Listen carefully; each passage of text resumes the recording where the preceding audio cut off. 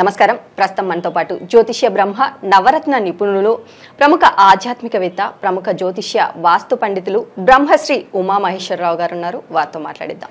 నమస్కారం గురువుగారు. ఆయుష్మాన్ భవ.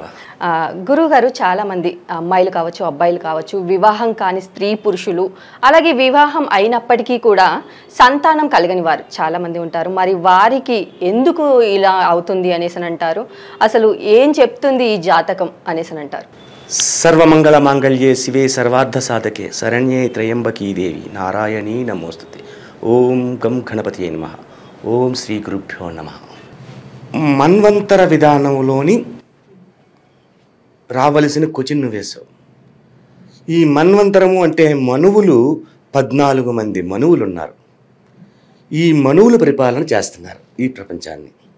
ఈ మనువులు పరిపాలన చేసిన దాంట్లో ఇప్పుడు కలియుగంలోని 7వ మనువు పరిపాలన చేస్తున్నాడు. కలియుగంలో 7వ మనువు పరిపాలన చేస్తున్నాడు. వైనస్వత మనువు, అతని పేరు వైనస్వతుడు. ఇప్పుడు పరిపాలన చేస్తున్నాడు కలియుగంలో. ఇది ఎప్పటి నుంచి పరిపాలన జరుగుతుంది? ద్వాపర యుగం నుంచి జరుగుతుంది. వైనస్వతుడు ద్వాపర యుగం నుంచి. కానీ నీవు అడిగిన క్వశ్చన్కి 5వ మనువుని తీసుకోవాలి. రైవత మనువు, రైవతుడు.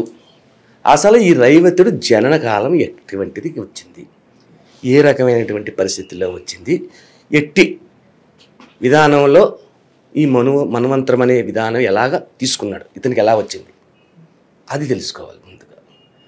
వివాహము కాని వాళ్ళకి వివాహం కావటం లేదు, ఆలస్యం అయిపోతుంది. ఎన్నో ప్రయత్నాలు చేస్తారు. నా బొట్టోళ్ళ దగ్గరికి వస్తారు, నువ్వు అది చెయ్యి ఇది చెయ్యి అంటాడు. ఒకడేమో పెళ్ళి అవ్వదు అంటాడు, ఇంకోడేమో అయిపోద్ది అంటాడు. ఇప్పుడు ఇంకేది కాదు, ఈ హోమం చేస్తే అవుతుందని ఒకడు అంటాడు, ఈ పూజ చేస్తే అవుతుందని ఇంకోటి అంటాడు. ఎవడకు తోచింది వాడు చెప్తాడు. ఈ కలియుగంలోని కావలసింది ఏంటి? మనీ. డబ్బు కోసం ఏ గడ్డైనా కలుస్తారు. అటువంటి విధానం తయారైపోయింది. కానీ మనం చెప్పుకునేది కృతయుగం. హరిశ్చంద్ర పరిపాలన చేసే కృతయుగంలో వస్తుంది ఇది. ఈ హరిశ్చంద్ర పరిపాలన చేసే కృతయుగంలోని ధర్మం 4 పాదాల నడవాలి. ఆయ ప్రమాణం ఎంతో ఆయ ప్రమాణం ఉంటుంది. సద్బుద్ధి. దొంగతనం అంటే ఏమిటో తెలియదు. దొంగతనం అంటే ఏంటి అని అడిగే పరిస్థితి. మోసం అంటే ఏమిటో తెలియదు. అటువంటి పరిస్థితుల్లో అక్కడ ఋతవంతుడు అనే ఒక బ్రహ్మజ్ఞాని అంటే పండితుడు, ముని, ఋతవంతుడు ఎంత గొప్పవాడు అంటే యజ్ఞ యాగాదులు చేసేవాడు, మహా హోమాలు చేసేవాడు. ప్రజలు అందరూ బాగుండాలి, ప్రభువులు బాగుండాలి, నాకంటూ ఏమొద్దు. నా గురించి ఈ ఋతవంతుడు తన గురించి ఏమి కోరుకునేవాడు కాదు, తన గురించి ఏం చేసుకునేవాడు కాదు. ఏమైనా చేయగల శక్తివంతుడు. ఎంత కఠినమైన పనైనా చేయగల శక్తి సామర్థ్యం కలిగిన వాడు ఈ ఋతవంతుడు. ఋతవంతుడు వివాహ వయసు వచ్చింది కానీ వివాహం కాలేదు. నాకు పెళ్ళి అవ్వాలి అని ఆయన అనుకోలేదు. అనుకుని చిన్న హోమం చేసుకుంటే అయిపోతుంది. ఆయన చూసుకోలేదు. నాకెందుకు, ఏదైనా ఆ భగవంతుడే చూస్తాడు, మనకేం అవసరం లేదు అనే టైప్లో ఉన్నాడు. అలా కొంతకాలం అయ్యేసరికి అక్కడ ఒక బ్రహ్మర్షి అయిన నారద మహర్షి వచ్చాడు. బ్రహ్మర్షి నారద మహర్షి వచ్చి ఇతని గురించి తెలుసుకుని వశిష్ఠుని దగ్గరికి వెళ్ళాడు. వశిష్ఠుడు ఆలోచించి, ఈయనకి వివాహం అవ్వలేదు, మీరు ఎవరో పట్టించుకోకపోతే ఎలాగండి, చూడండి మరి అంటే, దాని ఏముంది, నేను చూస్తాను, మా బంధువుల అమ్మాయి వస్తుంది, వెళ్ళి కుదుర్చుకుని వచ్చి ఇతనికి వివాహం చేద్దాం అని ఒక మాట అనుకున్నారు. దానికి వివాహ దోషం ఏమైనా ఉంది కుర్రాడికి, స్వల్పంగా వివాహ దోషం ఉంది, దాని ఏముంది, నేను చేసేస్తాను. వశిష్ఠుడు అంతటి వాడు తలుచుకుంటూ ఆగుతుందా? అతను చేశాడు, ఏదో కార్యక్రమం చేశాడు. అక్కడి నుంచి అక్కడికి వెళ్ళాడు. అక్కడ ఒక అమ్మాయి సద్గుణ సంపన్నురాలు, వినయ విధేయతలు కలిగినది, అలాగే పెద్దలను గౌరవించేది, పెద్దల మాటలను విశ్వసించేది, సకల సద్గుణాలు కలిగి ఉన్న యువత. అది ఆ యువతని తీసుకొచ్చారు. నాయనా ఋతువంతా ఈ అమ్మాయిని పెళ్లి చేసుకో, నీకు అన్ని విధములుగా అనుకూలమైన భార్య అవుతుంది అన్నాడు. సరే చేసేసారు. వివాహం అయిపోయింది. వివాహం అయిపోయిన తర్వాత కొంతకాలం అలా కాలం గడుస్తుంది. వీళ్ళకి సంతానం కలగలేదు. ఎన్ని రోజులు ఎన్ని నెలలైనా ఎన్ని సంవత్సరాలైనా సంతానం అనేది కలగలేదు.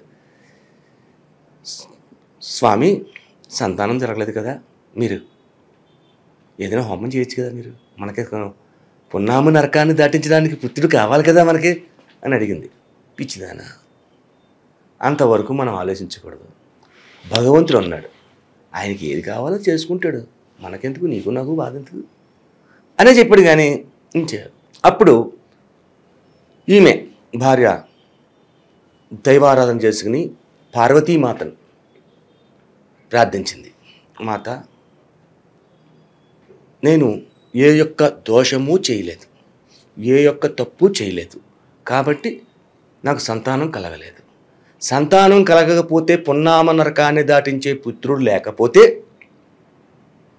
జన్మ నిరర్ధకం, కాబట్టి సంతానాన్ని అనుగ్రహించి తల్లి అని చెప్పేసి ఒక మొక్కుకుంది. జగన్మాత విన్నదే. తదాస్తు కర్మే ఫలి అని అంది. మళ్ళా చూసారు అక్కడ తదాస్తు అంది, కర్మే ఫలి అంది. కర్మ ఫలితం తప్పదు, నీకు కూడా. సరే ఒకరోజు అనుకోకుండా ఈమె గర్భవతి అయ్యింది.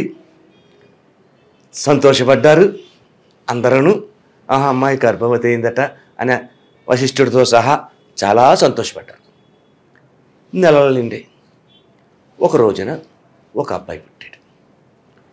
రేవతి నక్షత్రయుక్త చతుర్థ చరణంలో పుట్టాడు. రేవతి నక్షత్ర 4వ పాదంలో పుట్టాడు కుర్రాడు. కుర్రోడు ఎలాగున్నాడు? ఎర్రగా ఉన్నాడు, బొద్దుగా ఉన్నాడు, చాలా ముద్దుగా ఉన్నాడు, చాలా అందంగా ఉన్నాడు. తండ్రి అనుకున్నాడు, వీడు నాకంటే గొప్ప పండితుడిగా మార్చాలి, గొప్ప విధానాన్ని చెయ్యాలి అని అనుకున్నాడు. అల్లారు ముద్దుగా పెంచుకుంటా ఒక 12 రోజులు అయ్యేసరికి నామకరణం చేయాలి. నామకరణం చేయాలి అంటే ఆలోచించారు. సుశీలుడు అనే నామం చెప్పారు. సుశీలుడు, ఆ అబ్బాయి పేరు సుశీలుడు అని చెప్పారు. అలాగే ఒక 5 సంవత్సరాల వయసు వచ్చింది. అక్షరాభ్యాసంలో చేశారు, కొన్ని విద్యలు నేర్పుతూ వచ్చారు. అలా కొంతకాలం అయ్యేసరికి ఈ కుర్రోడికి ఒక 18-20 సంవత్సరాల వయసు వచ్చింది. ఎలా తయారయ్యాడు? అందంగా తయారయ్యాడు, మంచి బలంగా ఉన్నాడు, రూపవంతుడు ఉంది, మంచి కలర్ ఉంది, ఏ వనిత చూసినా మోహిస్తుంది. ఆ టైపుగా తయారయ్యాడు. అబ్బాయి వయసు వచ్చాడు. ఆ అమ్మాయిలు అందరూ చూస్తున్నారు. అమ్మో తేడా వచ్చేద్ది, తల్లిదండ్రుల వేదనిది. పెళ్లి కాకపోతే పెళ్లి కాలేదని ఎడుతాడు, పెళ్ళి అయిన తర్వాత పెళ్ళం వచ్చిందని ఎడుతాడు, పెళ్ళం వచ్చిన తర్వాత పిల్లలు లేరని ఎడుతాడు, పిల్లలు కలిగిన తర్వాత ఆడేమైపోతున్నాడో అని ఎడుతాడు. ఇన్ని బాధలు ఉన్నాయి. అయితే ఒక మంచి సంబంధం చూసి పెళ్ళియాలి అనుకున్నారు. దుర్ధర దేశానికి పోయేలో ఒక అమ్మాయి ఉందని చెప్పింది. అక్కడి నుంచి కేకేశారు, వెళ్ళారు. అమ్మాయి జామ పండు రంగులో ఉంది. జామ పండు, అపురూప సౌందర్య రాశి, అత్యధికమైన వినయ విధేయతలు కలిగినది. ఈ యొక్క ఋతవంతుడు భార్య కన్నా కూడా ఎక్కువ గుణ సంపన్నత కలిగింది. ఋతవంతుడు భార్య కన్నా గుణ సంపన్నత ఎక్కువ కలిగి ఉంది అమ్మాయి. ఆహా ఎంత బాగుంది, ఎంత చాలా చక్కగా ఉంది అని అమ్మాయి, ఇగో మా అబ్బాయి, నీకు నచ్చితేనే సమా, నచ్చకపోతే చెయ్యం అంటే చూసింది. ఇంత అందగాన్ని పట్టుకుని నచ్చలేదన్నాకి ఈవిడెక్కడ సరిపోద్ది? ఇంకా అమ్మ మనస్ఫూర్తిగా నచ్చాడు నాకు, నేను వివాహం అంటూ చేసుకుంటే ఇతనే చేసుకుంటాను. పెద్దలందరూ ఆశీర్వదించారు. అంగరంగ వైభవంగా వివాహం జరిగిపోయింది. ఇంటికి తీసుకొచ్చారు కొడల్ని. కొన్నాళ్ళు కాపురం చేశారు. మన ఈ యొక్క సుశీలుడికి, సుశీలుడు అంటే సుఖమైన శీలము కలిగిన వాడు అని పేరు, సుశీలుడని ఆ పేరు పెట్టారు. కొన్నాళ్ళు అయ్యేసరికి పెళ్ళైన తర్వాత వీడికి మద్యం అలవాటైంది. మద్యం అలవాటైతే ఏదో కొద్దో గొప్ప తీసుకుంటే పర్వాలేదు, ముంతలు పేపాలు తాగేస్తున్నాడు. మద్యంతో పాటు మాంసం అలవాటైంది. మాంసంతో పాటు రకరకాల అలవాట్లన్నీ వచ్చేసాయి. తల్లిదండ్రులు చెప్పారు, ఒరే తప్పురా అబ్బాయి, నువ్వు చేస్తున్న పని మంచిది కాదు అని. చెప్పవలే. తండ్రి ఎదిరించాడు, తల్లిని ధిక్కరించాడు. భార్య కాళ్ళు పట్టుకు బతిమాలదే, చాలా అట్లా అని కొట్టేసాడు. ఇలా తయారయ్యుండి కాలం అలా నడుస్తోంది. ఈ తాగుడు మాత్రం మాంటలేదు, మద్యపాన లోలుడైపోయాడు. ఆ యొక్క ఊరి చిట్ట చివర ఒక బోయపిల్ల ఉంది. బోయపిల్ల అంటే మచ్చి మాంసం తినేవాళ్ళు. ఆమె రూపం ఎలాగుంది? నల్లని కారు నలుపు, దట్టమైన శిరోజాలు, అంటే ముళ్ళ కంపల్లా ఉన్న శిరోజాలు, కనుగుడ్లు కూడా ఎర్రగా ఉన్నాయి, చూపు ఎరుపుగా ఉంది. వికృత రూపం అంటే అంతటి వికృత రూపం లేదు. అటువంటి వికృత రూపంలో ఉన్న ఆడదాన్ని చూసాడు. వీడు మైమరిచిపోయాడు, చెలించిపోయాడు.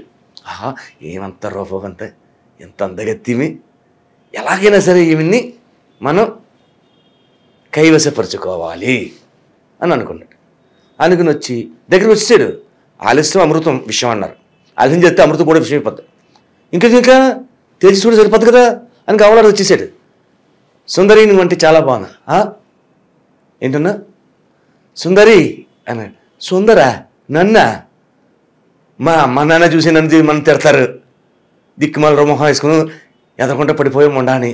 అటువంటి నువ్వు నన్ను సుందరి అని చెప్పేసి ఇంత ఇలాగేస్తున్నావు, ఎవరివయ్యా నువ్వు అని. అయితే ఈవిడికి తెలుసు ఎవరు ఈయన, ఋతవర్ణుడు కుమారుడు, ఈమెకు ఒక భార్య ఉంది, ఆ భార్య అపురూప సౌందర్య రాశి అనే విషయం తెలుసు. అయ్యయ్యో, ఋతవంత ముని పుత్రుడీడు, మహానుభావుడైనా ఈయన కానీ మనం కానీ దగ్గరికి తీసుకున్నాం అనుకో, ఆయన శపించేస్తాడు. ఆ శాపం వల్ల మనం నాశనం అయిపోతాం, నా కుటుంబమే నాశనం అయిపోద్ది. ఓరు నాయన, నీ భార్య చాలా అందగత్తి, నువ్వు ఇలాగ భావ్యం కాదండి, మీరు వెళ్ళిపోండి వెనక్కి అని ఒక నమస్కారం చేసి పంపించింది. అబ్బే, ఏదో పోయే కాలం వచ్చినడికి ఆ బుద్ధి రాకూడదు, వచ్చిందంటే పోదట. అలాగే ఈ సుశీలుడు, నువ్వు ఇన్నంటే చెప్పు, నువ్వు నీ అంత అందగత్తి నాకు కనపడతలేదు ప్రపంచంలో లేదు, నీ సౌందర్యం నన్ను ముగ్ధ మనోహరణ చేసేసింది, కాబట్టి నిన్ను నేను ప్రేమిస్తున్నాను. నిన్ను ఎలా వదిలించుకోలే? ఏదో రకంగా వదిలించాలి, లేకపోతే ఇబ్బంది పడతాం అని అనుకుని అయితే ఒక కండిషన్ అండి మహానుభావ అంది. ఏంటి చెప్పు, ఈ కండిషన్ నేను తీర్చేస్తాను. నీ భార్యను కొట్టు, నీ భార్య మెడలో ఉన్న ఆభరణాలన్నీ ముక్కు పుడకతో సహా పట్టురా, నీ యొక్క ఆస్తి మొత్తం నా పేరు రాయి, అప్పుడు నిన్న పుట్టాడు. దాన్ని చేద్దాం అన్నాడు. వచ్చేసాడు ఇంటికి రాగానే భార్య ఎదురొచ్చింది, కాళ్ళు కడుక్కున్న నీళ్ళు ఇచ్చింది, కాళ్ళు కడుక్కున్నాడు. కాళ్ళు కడుక్కున్న తర్వాత తన పమిట చెంగుతోటి కాళ్ళను ఒత్తి లోపల తీసుకెళ్ళి ఒక కుర్చీలో కూర్చోబెట్టి మంచినీళ్ళు పట్టుకొచ్చింది. సాస్ కొట్టి ఆ మంచినీళ్ళు ఇసిరికొచ్చాడు. ఏమే, అలసి వచ్చిన భర్తకి మంచినీళ్ళు ఇస్తావా? మద్యం ఇవ్వాలి. అదేంటండి మద్యం అంతే, మద్యం ఇవ్వాలి, మంచినీళ్ళు ఇవ్వడానికి ఇవ్వలేదు, నువ్వే వస్తాయి ఇవ్వడానికి అని 4 తగిలించాడు. తండ్రి వచ్చాడు. రే దుర్మార్గుడా, ఏంట్రా ఈ పని, ఆడపిల్లలు కొడుతున్నావు, కోడలు ఉత్తమురాలు అని చెప్తుంటే తండ్రిని ఒక గంట గంటాడు. కొడుకు చెప్పితే ఈడే బాధపడాలి. తల్లి వచ్చింది, ఏంటి తండ్రిని కూడా గంటీసో, ఆ పిల్లని అలా కొట్టి చంపేస్తానో అని అడిగితే తల్లిని కొట్టాడు. ఇక్కడ తల్లిదండ్రుల యందు దయలేని పుత్రుండు పుట్టనేమి వాడు గిట్టనేమి పుట్టలోని చెదలు పుట్టవా గిట్టవా విశ్వదాభిరామ వినురవేమ. తల్లిదండ్రుల యందు దయలేకపోతే పుత్రుడు ఉన్నా ఒకటి లేకపోయినట్టే. అంటే ఇక్కడ గురుగారు కృతయుగంలో ఉండి వేమన భజన చెప్పారేంటండి? ఇది మన అవగాహన గురించి చెప్పాను నేను. అటువంటి విధంగా బాధపడుతున్నారు. బాధపడేసరికి కొడుతున్నాడు, బంగారం అంతా పట్టుకుపోయాడు, ఆస్తి అంతా తీసుకెళ్ళిపోయాడు. తీసుకెళ్ళిపోతున్న సమయంలో భార్య అడిగింది, మరి చెప్పండి, భార్య అడుగుతుంది, ఎప్పుడో ఒకప్పుడు అడగద్ది, అంత సాత్వికురాలైనా. ఏమిటి నువ్వు చేస్తున్న పని? ఎవరితో దిక్కుమాలి దానికోసం ఆస్తిని తీసేస్తున్నావు, బంగారం పట్టుకెళ్ళిపోతున్నావు, నన్నా దేహశుద్ధి చేస్తున్నావు బాగాను, భార్యని కూడా లేకుండా అంటే మళ్ళీ కొట్టాడు. నువ్వు ఇక్కడ ఉండొద్దు, నీ పుట్టింటికి పో అని చెప్పాడు. పుట్టింటికి పో అని చెప్పేసి తల్లిదండ్రులు కూడా అటు చెప్తున్నా వినకుండా వాళ్ళని కూడా కాళ్ళతో తన్నేసి వెళ్ళిపోయాడు. ఈ అమ్మాయి పుట్టింటికి బయలుదేరింది. అనుకున్నారు, బాధాతప్త హృదయముతోటి కనులు వెంట కన్నీరు కార్చుకుంటూ హృదయ వేదనతోటి నడుచుకుంటూ వెళ్ళింది. ఒక పర్వత శిఖరానికి చేరింది. ఇంకా నా బతుకెందుకు, నా తల్లిదండ్రులకి ముఖాన్ని ఎలా చూపించుతాను? ఆయన వెనక్కి రాడు, అత్తమామలా ఏం చేయలేకపోయారు, తల్లిదండ్రులకి బాధ కలిగించిన ఎందుకు అని చెప్పేసి దూకేసింది, ఆత్మహత్య చేసుకుంది ఆమె. ఇంత జరిగినా ఏమీ చేయలేని తల్లిదండ్రులుగా ఉంటే తండ్రికి ఈ ఋతవంతుడు మహా తపస్సంపన్నశాలి, అతను అంత గొప్పవాడు. రోగంలోకి వచ్చింది, మానసికమైన రోగం, మనోవ్యాధికి మందే లేదు. ఆ రోగాన్ని పెట్టుకున్నాడు. ఇంత జరిగినా ఏమీ చేయలేని తల్లి ఉంది కాబట్టి తల్లికి కుష్టు వ్యాధి వచ్చింది. వీళ్ళిద్దరు వ్యాధిగ్రస్తులు అయిపోయారు. ఈడ అలా పోయాడు. ఈడేవిడికి ఆ స్టోర్ తీసేద్దాం, కట్ అయిపోయింది. ఆ అమ్మాయితోటి వెళ్ళిపోయాడు, ఆ బోయపల్లితోటి. వీళ్ళు తల్లిదండ్రులు అలాగా తీర్థయాత్రలకైనా పోదాం, ఏం చేస్తున్నాం, ఇక్కడ ఉండలేకపోతున్నాం అని చెప్పేసి ఆకులు అల్లంలో తింటూ అలా కొంత దూరం వెళ్తున్నాడు. అలాగా వెళ్ళగా ఒక అడవిలో ఒక ఆశ్రమం కనపడింది. ఆశ్రమం కనపడగానే ఇక్కడ ఎవరో ఆశ్రమం వాసులు ఉన్నారు, ఒక నమస్కారం చేసుకుని వెళ్తే మనకి మంచి జరుగుద్ది అన్న ఉద్దేశంతో అక్కడికి వెళ్ళిన తర్వాత బయట కొంతమంది ఉన్నారు. అయ్యా ఈ ఆశ్రమం ఎవరిదని? గర్గుల వారి ఆశ్రమం అన్నాడు. గర్గుడా? ఇక్కడికి వచ్చాడా? ఈయన తెలుసు, గర్గుడు అంటే మహా జ్యోతిష్య పండితుడు. ఎంతటి జ్యోతిష్య పండితుడు అంటే మనిషిని చూసి చూడగానే వాడి మనోగత విధానము, భవిష్యత్తు, వర్తమానము, భూత భవిష్యత్తు వర్తమాన కాలాల్ని వెంటనే గ్రహించి వెంటనే జాతకం చెప్పగలరు. అంతటి గొప్పవాడు గర్గుడు, గర్గేశ్వరుడు అనేవారు. ఆ గర్గుడు ఉన్నాడనగానే గొప్ప లోపలికి వెళ్ళిపోయి వెంటనే కాళ్ళమే పడిపోయాడు. వీళ్ళిద్దరు పువ్వులు వేశారు, పువ్వులు వేసి నమస్కరించారు, తలని కాళ్ళకు తాకించి నమస్కరించారు. నాయనా లేక అన్నాడు. చూశాడు, ఓ ఋతవంత మూనా, ఋతవంతుడు అంటే మామూలుడు కాదు, అందరికీ తెలుసు. చూసాడు, ఋతవంత మామూనా, నమస్కారం. ఏమిటండి? ఏముందండి, దుశ్శీలత కలిగిన భార్య లేదా దగ్గర. నా భార్య మహా పతివ్రత, దుశ్శీలత్వం లేదు. అలాగే నేనా ఎవరికైనా కూడా చీమంత హాని చేయలేదు, ఎవరినీ బాధ పెట్టలేదు. బాధ పెట్టకుండా ఉండగా పెద్దలు వశిష్ఠ మహాముని అంతటి వాడు సంబంధం కుదిరించాడు, మాకు వివాహం చేసింది. నారద ముని కూడా వివాహానికి అటెండ్ అయ్యాడు. అటువంటి విధంగా జరిగితే నాకు ఇలాంటి దుర్మార్గుడు, దుష్టుడు, నీచుడు, చండాలుడైనటువంటి కుమారుడు ఏంటిది?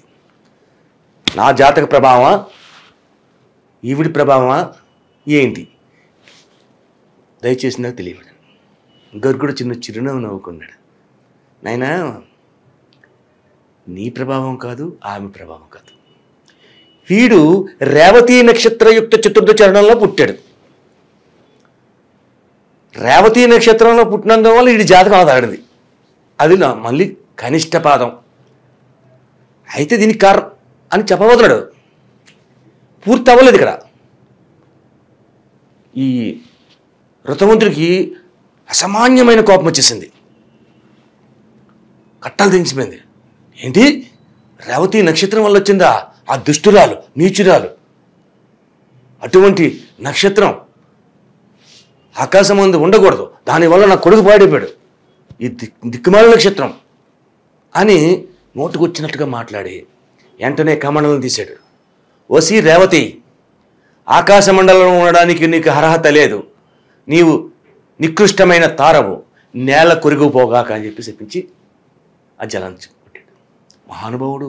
రేవతి నక్షత్రం అంటే చిన్న నక్షత్రమా?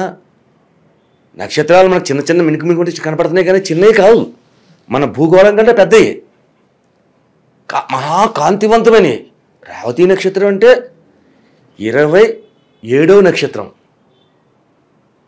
రేవతి నక్షత్రం 27. అటువంటి నక్షత్రం ఉండకూడదని చెప్పేసి శపించాడు. ఏంటనే తార దిగిపోతుంది, జారిపోతుంది.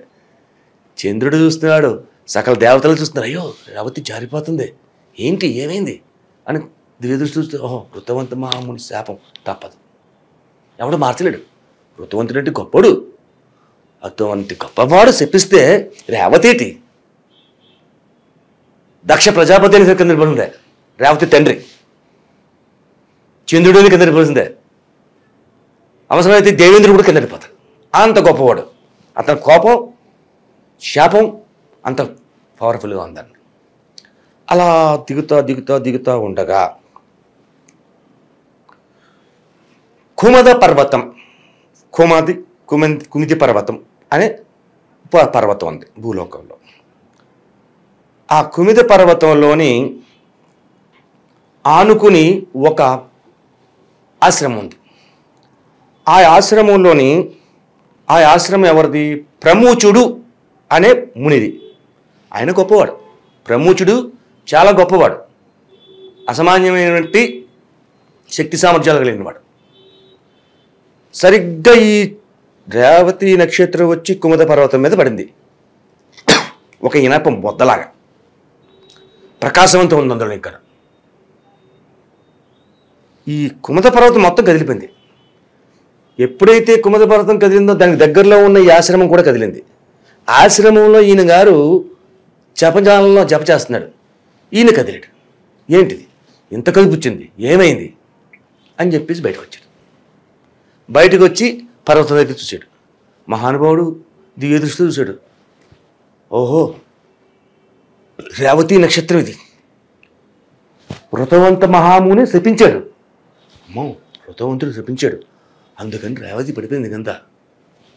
అయ్యో, ఏంటిది ఇంత జరిగింది, విధి, సరే ఏం చేస్తాం అని తను తాను సర్దుకుని ఆ యొక్క ఇనప గుండు కింద పడిన ఇనప ముద్దలాగా పడిందా దాని గురించి ఆ వెలుతురుగా చూస్తున్నాడు. అందులో వెలుతురు ఉంది. ఆ వెలుతురు అలా బయటకు వచ్చి ఒక చిన్న పాపగా తయారైంది. రేవతి నక్షత్రంలోంచి అంశగా పుట్టింది ఈ అమ్మాయి. ఓహో, ఇది ఏదో కారణ జన్మతత్వం వస్తుంది, దేనికో జరుగుతుంది, ఏదో మొత్తం మీద విధి విధానాన్ని చెప్పవలసిన పరిస్థితి వచ్చింది, కాబట్టి ఈ అమ్మాయిని పెంచుదాం అని చెప్పి అమ్మాయిని తీసుకెళ్ళి పెంచుకుందాం. ఏం పేరు పెడదాం? రేవతి అనే పెడదాం. రేవతి అంశం పుట్టింది కదా, రేవతి నక్షత్రం రేవతి అని పెంచుతాం. ఎప్పుడూ కూడా ఈయన ఈ అమ్మాయిని అమ్మాయి రేవతి అని పిలవలేదు, అమ్మ, తల్లి అని పిలిచేవాడు. రేవతి అని పేరు పెట్టిన అమ్మాయికి కూడా పేరు తెలియదు, తన పేరు రేవతి అని. ఆ ఆశ్రమానికి ఎవరు రారు, ఎవరినో వచ్చినా అపురూప సౌందర్యవతిగా మారిపోతుంది. ఉండి కొద్ది ఓ 18 సంవత్సరాల వయసు వచ్చింది, 16. చక్కని రూపం, అపరూప సౌందర్య రాశిగా మారిపోయింది. అప్పుడు ఎప్పుడైతే ఒక 16-18 సంవత్సరాల వయసు వచ్చిందో ఆడపిల్లల్లో కొన్ని భావాలు మార్పులు వస్తుంటాయి. అవును, నా పేరేంటి? అప్పుడు ఏర్పడింది తండ్రి తండ్రి నన్ను మీరు ఎప్పుడు అమ్మ అని కేకేస్తున్నారు కాబట్టి నా పేరు తెలియలేదు. వచ్చి నా పేరేటండి, కళ్ళు మూసుకుని నవ్వుకుని, నీ పేరు రేవతి అమ్మ, నీ పేరు రేవతి అని పెట్టాను. రేవతి అని పేరుకి తల్లిని పిలిచినట్టుగా పిలుచుకుంటున్నాను నిన్ను. ఆహా, నా పేరు రేవతి, బాగుంది, నా పేరు బాగానే ఉంది. అయితే మరి నాకు వివాహం చేయవా అని అడిగింది. అమ్మో, అవును కదా, వివాహం చేయాలి కదా, వివాహ వయసు వచ్చింది, వివాహం చేయాలి కదా. సరే, వివాహం చేద్దాం. ఎలాగా? వరుణ్ణి ఎతకడం చాలా, వివాహం చెయ్యాలని చెప్పేసి అనుకునే తల్లిదండ్రులకు ఉన్న బాధ ఏంటంటే వరుణ్ణి ఎతకడం ఎంతో కష్టం. వచ్చిన వాడు ఎలా ఉంటాడో, పిల్లని ఎలా చూసుకుంటాడో, అల్లారు ముద్దుగా పెంచుకుని పెద్ద చేశారు వీళ్ళు, విద్యాబుద్ధులు నేర్పుతారు. ఇంత చేసిన తర్వాత ఒక దుర్మార్గు వస్తే ఏం చేయాలో అర్థం కాని పరిస్థితి. ఇటువంటి స్థితిగతుల్లో ఆలోచిస్తుంటే గొప్పవాడైన ప్రముఖుడు అంటే మామూలుడేం కాదు, గొప్పవాడు. ఎవరిని అడగడం ఏంటి? అగ్నిదేవుని అడుగుదాం. వివాహం అంటే అగ్నిసాక్షి చేయాలి కదా, అగ్నిదేవుని అడుగుదాం. అంటే ఎంత గొప్పవాడో చూడండి. ఇక్కడ ఎంతంత భగవంతుల దగ్గర రప్పించుకుంటున్నారు వీళ్ళు. వెంటనే హోమం చేశాడు, అగ్ని రక్షణ అయ్యాడు. ప్రముఖ మహామునికి నమస్కారం అన్నాడు.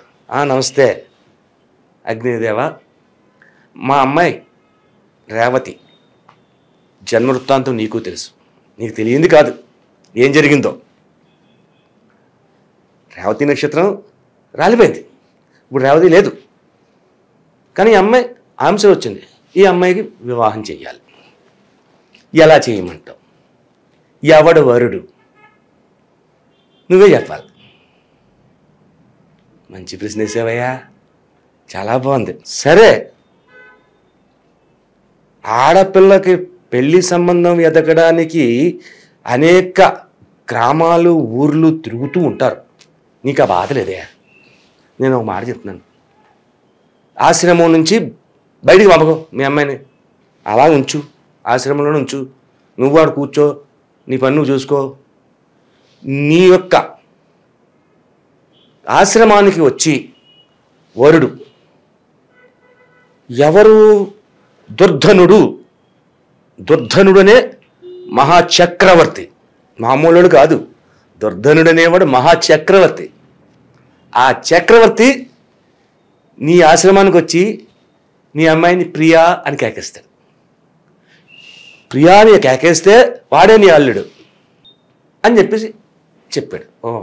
ఇదేదో బాగానే ఉంది, తిరిగే సమస్య లేదు మనకి, పెళ్లి కొడుకు ఎత్తుకునే సమస్య లేదు, ఆడే వస్తాడట. దుర్ధన మహారాజు, దుర్ధనుడు అంటే మహాచక్రవర్తి. సరే, కొంతకాలం అయింది. దుర్ధనుడు అనే చక్రవర్తి వేటకని బయలుదేరాడు. అలా వేటాడాడు. వేటాడుతూ ఉండేసరికి ఈ దాహం వేస్తుంది. ఎక్కడా సెలయేరు కనపడతలేదు, మురిగ్గుండు కూడా కనపడతలేదు. ఏంత దారుణంగా ఉంది పరిస్థితి, ఏం చేయాలని చెప్పేసి అలాగా వస్తూ ఉంటే కుముది పర్వతం. ఎప్పుడైతే ఈ పర్వతం మీద, కుముది పర్వతం మీద రేవతి నక్షత్రం పడిందో అప్పటి నుంచి ఆ పర్వతాన్ని రైవత పర్వతము అని పిలవడం మొదలుపెట్టారు. ఆ రైవత పర్వతం దగ్గరికి వచ్చాడు దుర్ధనుడు. ఎవరో కనపడతలేదు, లోపల ఎవరైనా ఉన్నారేమో, మునాశ్రమం, మునివర్యుణ్ణి చూద్దాం అన్న ఉద్దేశంతో లోపలికి వెళ్ళి చూశాడు. ముని కనపడలేదు. అయ్యో, ఇక్కడ ఎవరు లేరుటి అని చెప్పి మళ్ళీ వెనక్కి ముందుకు వెతికి మళ్ళీ లోపల దొంగ చూసాడు. ఒక అపురూప సౌందర్య రాశి అయిన అమ్మాయి అందే. ప్రియా, దాహంగా ఉంది, కొద్దిగా మంచినీళ్ళు ఇస్తావా అని. ఇంటి వెనక భాగంలోని అగ్నికి హోమం చేస్తున్నాడు ఈ యొక్క తండ్రి. ప్రముఖుడు హోమం చేస్తున్నాడు. ప్రియా అని అమ్మో నాళ్ళు వచ్చేసాడు అనమాట. అగ్నిదేవ నువ్వు వాగు తర్వాత చేద్దాం అని చెప్పేసి అది అక్కడ పాడేసి గబలాడ పెట్టుకొచ్చాడు. అక్కడి నుంచి ఉన్నాడు. ఏమని పిలిచాను అన్నాడు. ప్రియ అవును ఏంటి ఇలా పిలిచాను నేను? మహానుభావ, నేను ఫలానా దుర్ధన చక్రవర్తిని.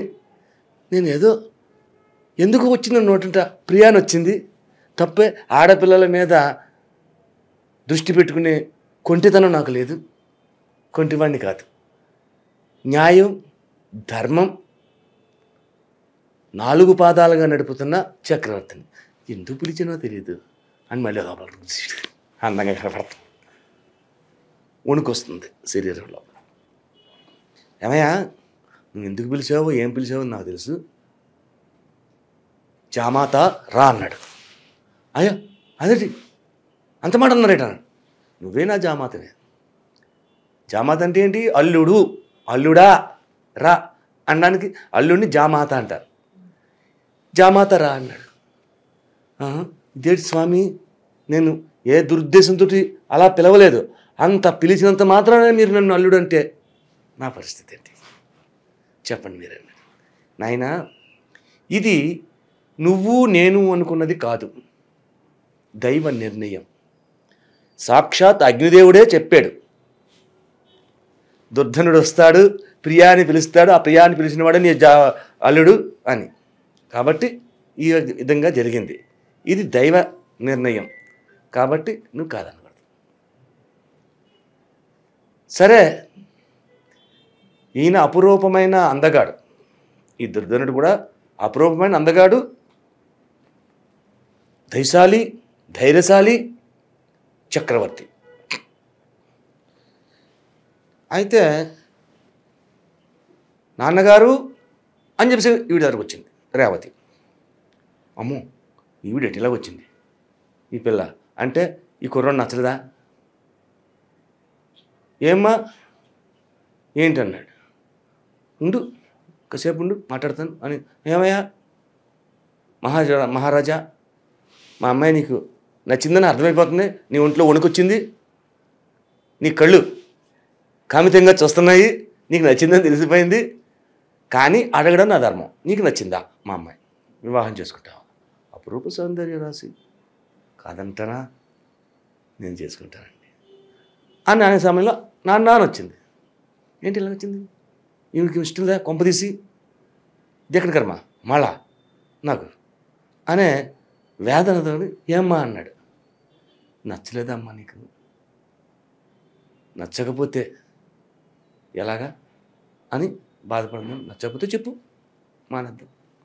నచ్చదని చక్రవర్తిని తీసుకొచ్చి అందగాడిని తీసుకొచ్చేస్తే నచ్చలేదని అంటానా? మరి ఎందుకు నన్ను కేకేసాను? తొందరగా ముహూర్తాన్ని నిర్ణయించండి అని చెప్పడానికి వచ్చాను. ఓహో నీకు కూడా నచ్చేసాడు, అమ్మాయి అంటే నీకు నచ్చింది, మంచిది, చేద్దామమ్మా, మంచి ముహూర్తం పెడతాను, మంచి ముహూర్తం పెడతాను. మీరు పెట్టద్దు, నేనే పెట్టుకుంటాను. ఇదేంటి ఇక్కడ? ఇది మళ్ళీ ఆశ్చర్యకరమైన విషయం. నీ ముహూర్తం నువ్వు పెట్టుకుంటావా? ఏ ముహూర్తం పెట్టండి? ఈ యొక్క సుశీలుడు అనేవాడు పుట్టినది రేవతి నక్షత్రంలో పుట్టాడు, 4వ పాదంలో పుట్టాడు. వాడి పుట్టినప్పుడు ధనుర్ లగ్నంలో పుట్టాడు. ఈ విషయం ఈ అమ్మాయికి తెలదు. అతనికి ఇతనికి స్టోరీకి సంబంధం లేదు, అంత దూరం ఉంది కథ. కానీ ఏమంది, నాకు రేవతి నక్షత్రయుక్త చతుర్థ చరణము ధనుర్లగ్నంలో ముహూర్తం కావాలి. ఇదేంటిది? ఏమడుగుతున్నావు నువ్వు? నాకు రేవతి నక్షత్రంలో కావాలి. అలా రేవతి నక్షత్రం లేదమ్మా. ఆ రేవతి నక్షత్రం ఎప్పుడో కింద పడిపోయింది. ఋతవంతు మునీశ్వరుడు శాపం వల్ల రేణి నక్షత్రాన్ని నుంచి ఎలా చెప్పిన పైన 12, 26 ఉన్నాయి, 27 లేవు. కాబట్టి కుదరదు. ఋతవంతముని యొక్క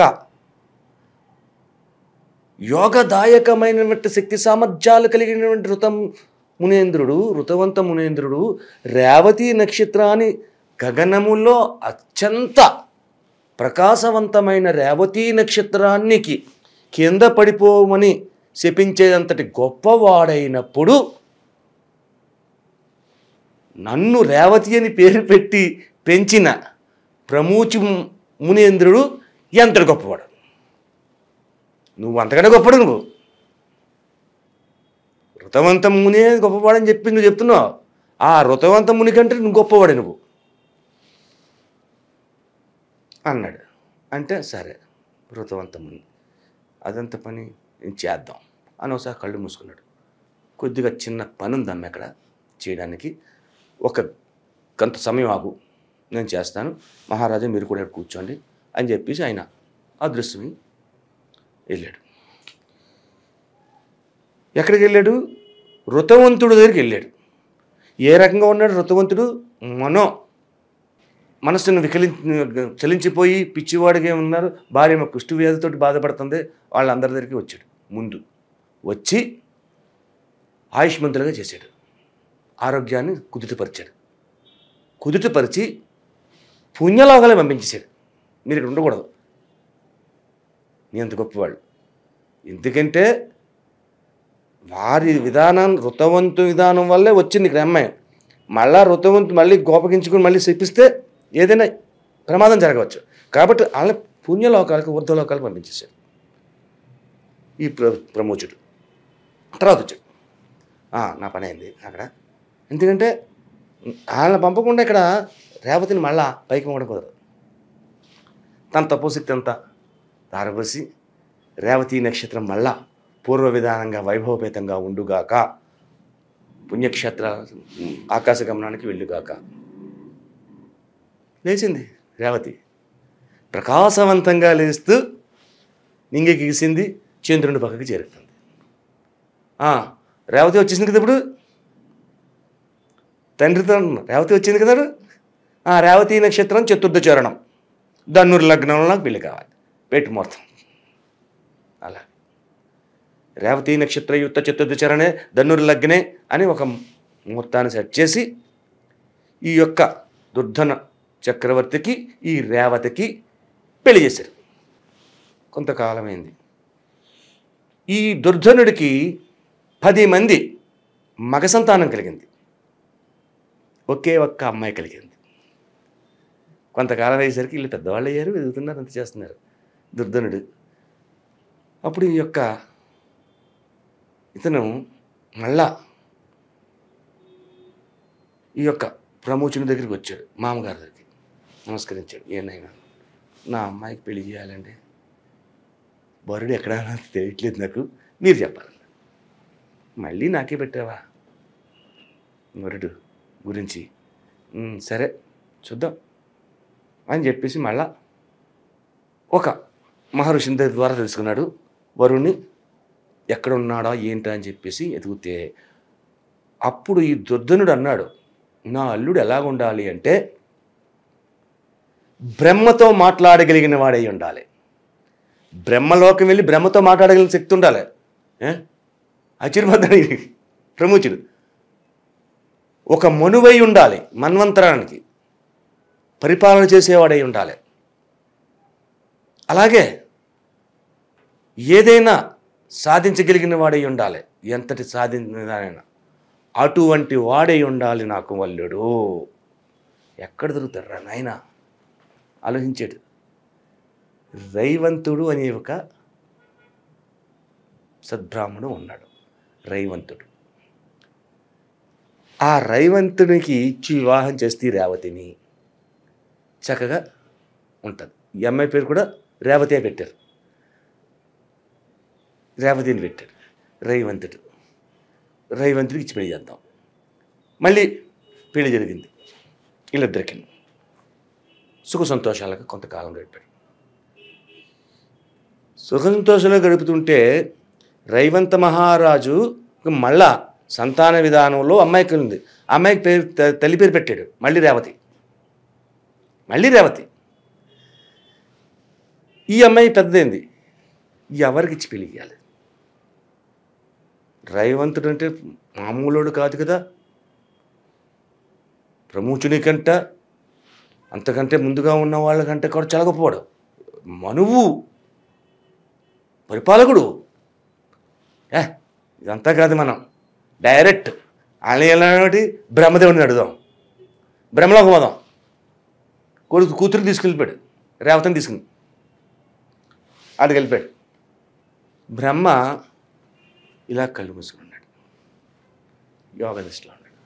ఒక క్షణం ఇంతో కాదు, ఒక క్షణం అయింది, కళ్ళు తెరిచాడు. బ్రహ్మదేవ ప్రమాణం. నాయనా రేవంత, ఏంటి ఇలాగొచ్చు? ఇలాగ నా కూతురికి వివాహం చెయ్యాలనుకుంటున్నాను. వివాహానికి విష్ణు సంకల్పితమైన వివాహం కావాలి, నాకు అల్లుడు కావాలి, మామూలు పనికిరాడు. మీ అమ్మాయి పేరు కూడా రేవతి పెట్టాను నేను, మా అమ్మగారి పేరు, మా అమ్మ పేరు రేవతి అంటే బ్రహ్మ ఒక నవ్వు నవ్వాడు. నాయనా నువ్వు వచ్చి ఇక్కడ నుంచున్నావు, నువ్వు ఒక మనువ్వి, ఇప్పుడు నువ్వు భూలోకానికి వెళ్ళాలి. మళ్ళా అక్కడ ఏమున్నది అనుకున్నావు? నీ వాళ్ళు ఎవరూ లేరు, అంతా అయిపోయారు, అక్కడ ఎవరు లేరు. నువ్వు 5వ మనువ్వి, ఇప్పుడు అక్కడ 7వ మనువు పరిపాలిస్తున్నాడు. అంటే కృతయుగం అయిపోయింది, త్రేతాయుగం అయిపోయింది, ద్వాపర యుగం ప్రారంభం అవుతుంది. అంత అయింది, కొన్ని వేల సంవత్సరాలు అయింది. అంటే బ్రహ్మ ఒక్క క్షణం కన్ను మూసి తెరిస్తే 1000 సంవత్సరాలు, 10,000 సంవత్సరాలు అలా ఉంటుంది.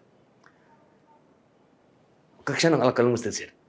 ఆ ఒక క్షణం నువ్వు ఇక్కడ ఉన్నావు, బ్రహ్మలోకంలో ఉన్నావు కాబట్టి అక్కడ అన్నీ వెళ్ళిపోయినాయి, వాళ్ళు ఎవరు లేరు. ఏంటి అప్పుడే మన వాళ్ళు అంతా వెళ్ళిపోయారా? నా కొడుకు కూడా లేరా? ఎవరూ లేరా?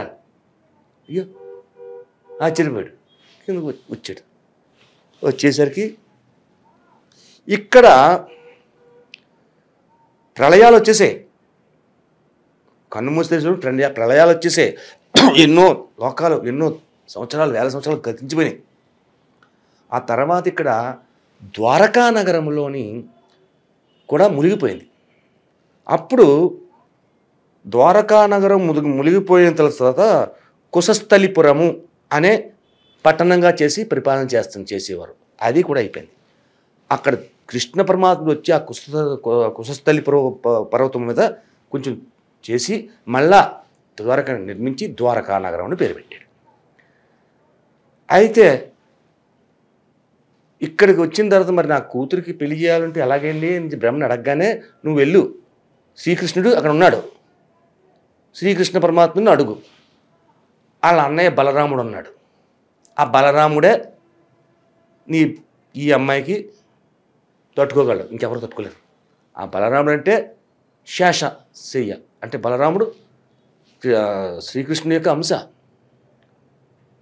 బలరాముడు రేణుకాదేవికి పుట్టాడు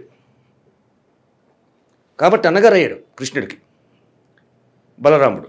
ఆ అమ్మాయితో వివాహం జరగాలి అన్నాడు. సరే చేద్దాం.